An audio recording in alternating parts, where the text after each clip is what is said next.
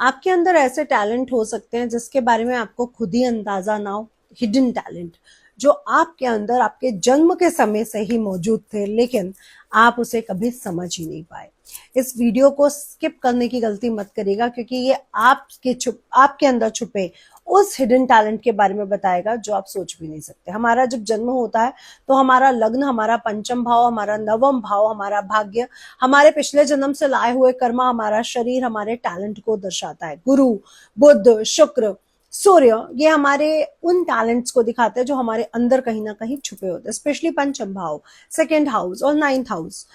लेकिन ऐसे कैसे हम अपने हिडन टैलेंट को पहचान कर अपने जीवन में बहुत